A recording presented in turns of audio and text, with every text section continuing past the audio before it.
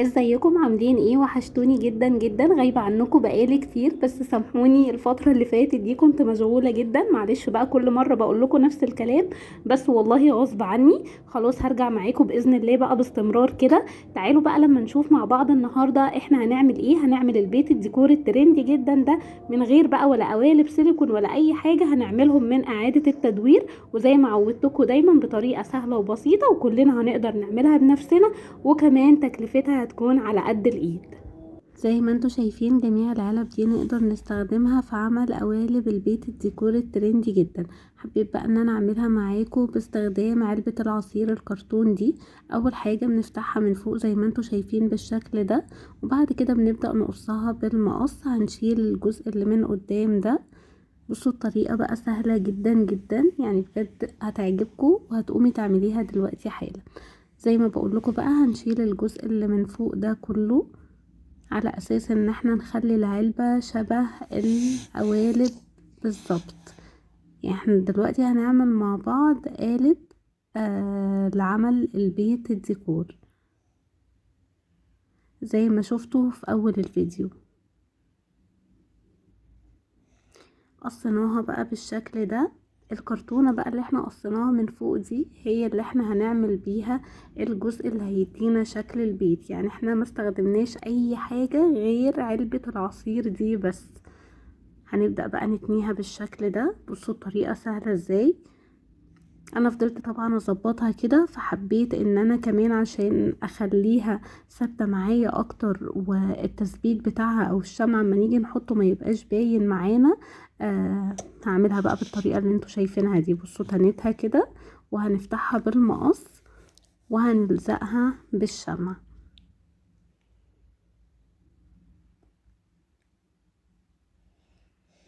بصوا الخطوات سهله جدا، ما فيهاش اي حاجه خالص. زي ما قلت لكم بقى هنثبتها بالشمع، ولازم نعمل الخطوة دي علشان الشغل بتاعنا يبقى نظيف والتثبيت يبقى متين كمان معانا.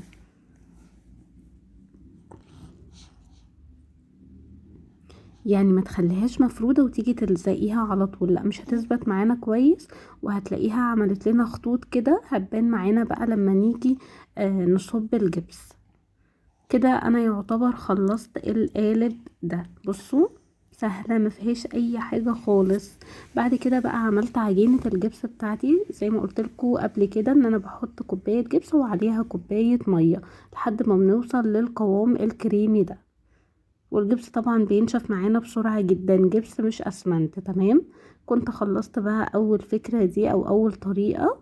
هنعملها بقى بحجم برضو تاني بنفس الطريقة برضو يا بنات. انا حبيت ان انا استخدم معاكم اكتر من نوع علب. يعني مثلا علبة اللبن هتنفع، علبة العصير هتنفع، علب الدواء كمان الصغيرة اللي كلنا بنرميها دي هتنفع عشان نعمل الاحجام الصغيرة اللي انتوا شفتوها في اول الفيديو بنفس الطريقة، لان دي افضل طريقة واسهل طريقة انت هتعملي بيها القوالب بتاعة البيت الديكور. طبعا كلنا عارفين البيت الديكور ترندي قد ايه، واحنا طبعا داخلين بقى على تحضيرات ديكور راس السنة، والبيت الديكور من الحاجات برضو الأساسية مؤخرا في ديكور راس السنة. هتقدري بقى تعمليه ومش هيكلفك اي حاجة، هو فعلا مش هيكلفك 2 جنيه. نفس الطريقة بنمشي على نفس الخطوات، بس بنعمل بقى اكتر من حجم. بنستغل اي علبة موجودة عندنا، علبة لبن، علبة عصير، العلب بتاعة الدواء الصغيرة اللي بتترمي دي. هنقدر نعمل اكتر من حجم كمان للبيت الديكور زي ما قلت لكم. برضو هنيجي بقى وهنصب الجبس. انا حبيت ان انا اعملها كمان بعلبة دواء نفس الطريقة برضو عشان نعمل اكتر من حجم زي ما قلت لكم. بصوا طريقة سهلة جدا ما فيهاش اي حاجة. هنا بقى كان نشف معايا كويس قوي، يعني تقريبا كان بعد ساعة. الجبس ما بياخدش وقت خالص، بس لازم نسيبه ينشف كويس وبعد كده نيجي نفك بقى ايه العلبة بتاعتنا. بصوا هتلاقوه طالع معاكم متساوي ما فيهوش اي حاجة خالص. انا فكيت اول واحدة بس الجزء ده ما كانش بيتصور للأسف، بس احنا هنشوفها دلوقتي يعني. وفكيت برضو دول. بصوا شايفين الملمس بتاعهم طالع ناعم وطالع حلو ازاي، بجد زي الجاهز بالظبط. في حاجة بقى يا بنات انا هشتغل معاكم عليهم دلوقتي بالالوان وكده، بس شغل كروكي، يعني انا قبل راس السنة هشتغل عليهم تاني وهعملهم الوان تانية. انا حبيت ان انا اشتغل معاكم يعني دلوقتي في الفيديو شغل كروكي كده عشان نكون ايه كملنا شكل البيت، لكن انا لسه هجدد فيهم برضو تاني قبل راس السنة زي ما قلت لكم. عادي جبت دهان البلاستيك بتاعي وجبت الالوان الخام وبدأت اعمل درجة اللون اللي انتوا شفتوها في اول الفيديو دي اللي هتشوفوها معايا دلوقتي. بحط لون بني مع لون مستردة لحد ما وصلت للدرجة دي، وبعد كده بجيب الاسبونشة وهدهن الثلاث بيوت بتوعي دول. كنت عايزة اخليهم الالوان اللي هي العتيقة بتاعت البيوت القديمة دي، زي ما قلت لكم هغيرهم اصلا قبل راس السنة.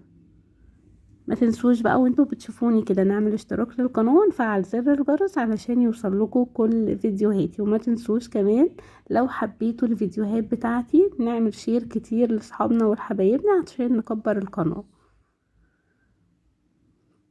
بس بصوا بطريقة الطبطبة عادي جدا، طبعا انتوا اللي متابعني عارف الطريقة اللي هي بتاعت الطبطبة دي واستخدام الاسبونشة.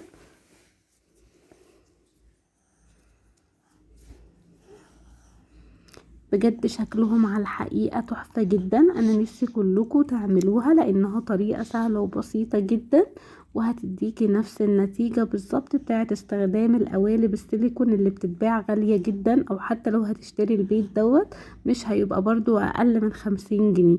لا زي ما قلتلكوا احنا عملناه ما كلفناش اصلا 2 جنيه، وحقيقة حاجات موجودة عندنا كانت هتترمي، وكمان قدرتي ان انتي تعملي حاجة بايدك وتسلي نفسك في وقت فراغك.